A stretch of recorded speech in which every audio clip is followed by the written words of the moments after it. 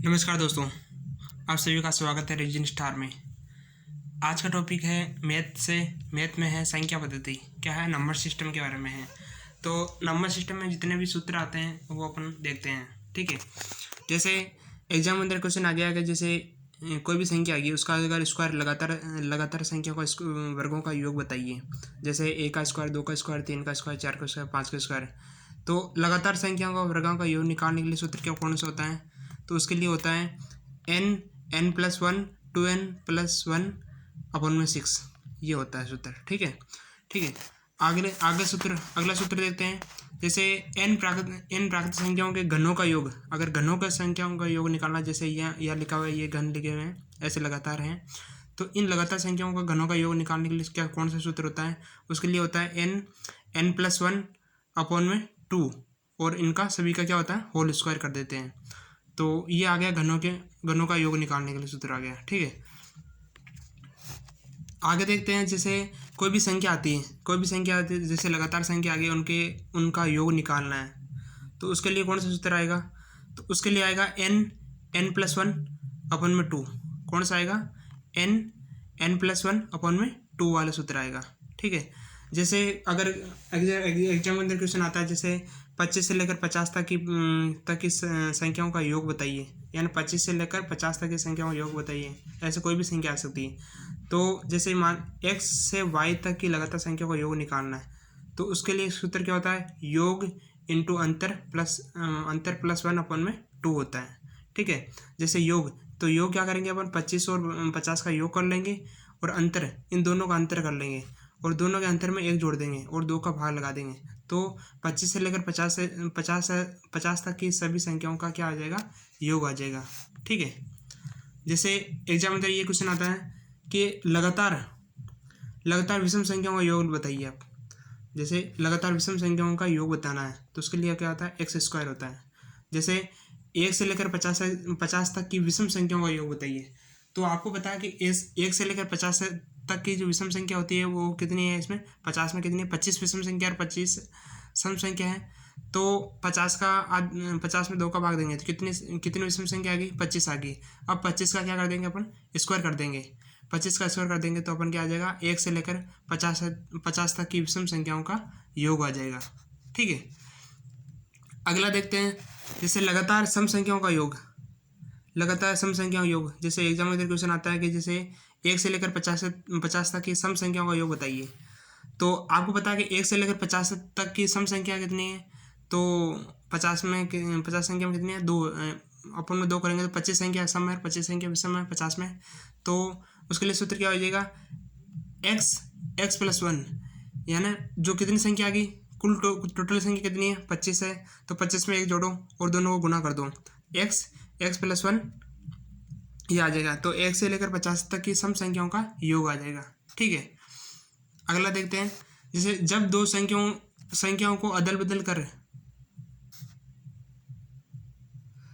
अगर मान लो कोई भी संख्या है, जब दो संख्याओं का अदल बदल कर देते हैं और उसमें अंतर दे देते हैं, तो अंकों के बीच अंतर पूछे, तो अंतर में क्या करेंगे अपन? 9 का भाग देंगे। जैसे ये यहाँ पर लिखा हुआ है कि जब दो अंकों की संख्या को अदल बदल कर अंतर दें, तो अंकों के बीच अंतर पूछे, तो क्या करेंगे? अंतर में क्या करेंगे? 9 का भाग दे देंगे। जैसे अगर 2 अंकों की संख्या है, जैसे मान लो 52 2 अंकों की संख्या होगी, ठीक है, उनको अदल बदल कर दिया तो क्या हो गई? वो क्या बन गई? 25 बन गई, ठीक है। तो उनका अंतर दे दिया उन्होंने कि भाई इनका अंतर दे, तो अंतर क्या दे दिया? तो अंतर क्या आ गया इनका? 27 आ गया। क्या आ गया? दोनों का अंतर किया, माइनस किया तो कितना आ गया? 27 आ गया। दोनों का अंतर किया तो कितना आ गया? 27 आ गया। अब अंतर दे दिया, अब क्या करेंगे? अंकों के बीच का अंतर पूछे, यानी इन दोनों के बीच में जो संख्या है ना, 2 अंकों की संख्या, इनके दोनों के बीच का अंतर कितना है? तो क्या करेंगे? अंतर आया ना, उसमें कितने का भाग दे देंगे? हमेशा 9 का भाग देंगे, तो दोनों के बीच का अंतर आ जाएगा, ठीक है। ये चीज़ बोल रहा है, ठीक है।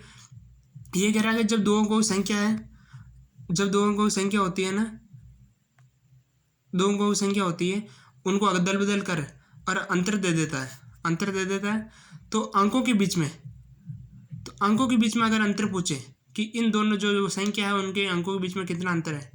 तो क्या करेंगे, जो अंतर मतलब दो अंकों की संख्या उसको अदल बदल करने पर जो अंतर आया है उसमें 9 का भाग दे देंगे, तो क्या आ जाएगा, उन दोनों संख्या के बीच का क्या आ जाएगा, अंतर आ जाएगा।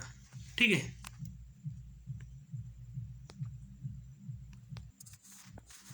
अगर जैसे कि यहाँ देखो कि दो अंकों की संख्या है, दो अंकों की संख्या है और उसका अदल बदल कर देते हैं, दो अंकों की संख्या है उसका अदल बदल कर देते हैं, तो दोनों का योग, यानी एक संख्या है दो अंकों की उसको बदल दिया, तो दोनों अंकों का योग यानी टोटल योग क्या हो जाएगा, जो भी योग आएगा उसमें अगर 11 का भाग देते हैं, 11 का भाग देते हैं तो क्या हो जाएगा, उन अंकों का योग अपन पता चल जाएगा।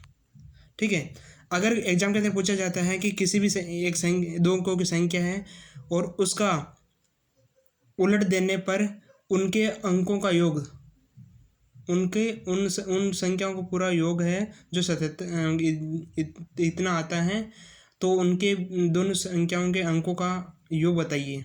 तो अपन क्या करेंगे, जो अंकों का योग आया ना उसमें 11 का हमेशा 11 भाग देंगे, किसका भाग देंगे, 11 का भाग देंगे, तो क्या आ जाएगा, अंकों का योग आ जाएगा।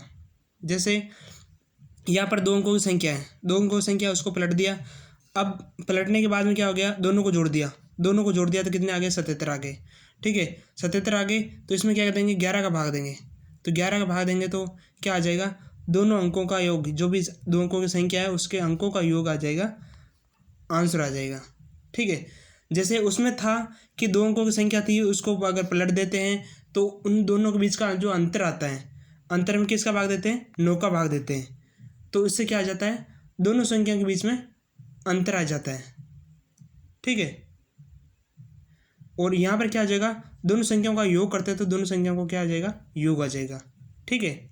जैसे गुणित श्रेणी, तो गुणित श्रेणी कौन सी होती है, जैसे यहाँ आ गया 2 हो गया, 4 हो गया, 8 हो गया और 16 हो गया, तो ये लगातार गुणित श्रेणी मतलब डबल होती जा रही है। जैसे 2 का 2 दूनी 4, 4 दूनी 8, 8 दूनी 16, तो इसका पाँचों पद ज्ञात करना है, ऐसा एग्जाम अंदर क्वेश्चन आता है। तो उसके लिए सूत्र कौन सा होता है, तो उसके लिए सूत्र होता है ये टी एन बराबर क्या होता है, a into r n minus one, क्या होता है, a into r n minus one होता है। ठीक है। ए क्या होता है, ए होता है पहला पद, जैसे ये दे रखी है गुणित श्रेणी दे रखी है तो उसका पहला पद क्या है, 2, तो ये पहला पद है। ठीक है। आर क्या हो जाएगा, आर होगा जब द्वितीय पद में अगर पहले पद का भाग देंगे, द्वितीय पद में अगर पहले पद का भाग देंगे तो जो संख्या आएगी वो क्या होगी, आर होगी, और एन क्या होगा, ये एन मतलब पद, तो जैसे पाँचों पद है तो 5 में से 1 निकाल देंगे तो ये चौथा आ जाएगा। तो इसके लिए क्या हो जाएगा, जैसे इसको सोल्व करेंगे तो क्या हो जाएगा, ए अपना कितना 2 आ गया, और उसके बाद में आर कितना आ गया, वो भी 2 आ गया, और पद कौन सा है, 5वां पद है, तो 5वां पद है ना, तो 5 में से 1 गया, यानी 5 माइनस 1 तो कितना हो गया, 4 हो गया, तो 2 इंटू 2 और इसकी 2 की घात 4, तो 2 की घात 4 कितनी होगी थी, तो 2 की घात 4 होती है 2 दूनी 4, 4 दूनी 8, 8 दूनी 16, तो 2 की घात 4 कितनी होगी, 16 होगी। तो 16 को क्या करेंगे अपन, 16 को 2 से गुना कर देंगे, 16 दूना 32, तो ये अपन क्या आ जाएगा, इसका 5वां पद आ जाएगा। तो ये 32 आता है, आपको पता है कि जैसे डबल हो रहा है ना ये, तो 16 दूना 32 आंसर आ जाएगा। ठीक है। ये आता है गुणित श्रेणी का। ठीक है। अब आती है एक श्रेणी आती है समांतर श्रेणी। ठीक है। तो समांतर श्रेणी का सूत्र होता है a plus n minus one into d. ठीक है। ये होता है समांतर श्रेणी। समांतर श्रेणी कैसे, जैसे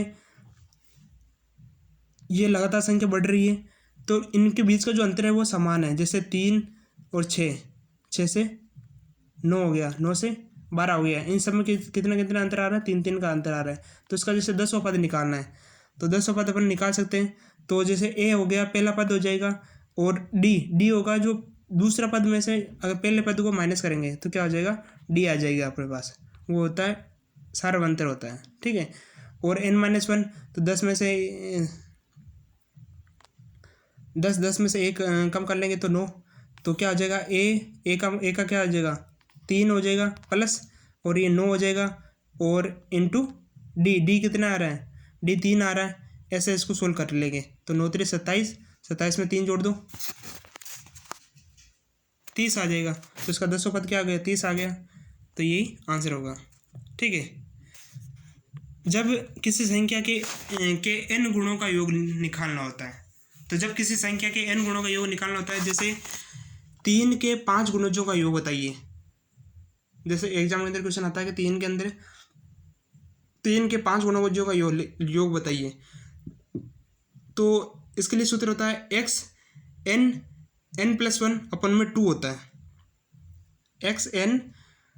x इंटू n और कोष्टक में n+1 अपॉन में 2। ठीक है, तो इसे ये क्वेश्चन सोल्व कर सकते हैं। ठीक है, अगला है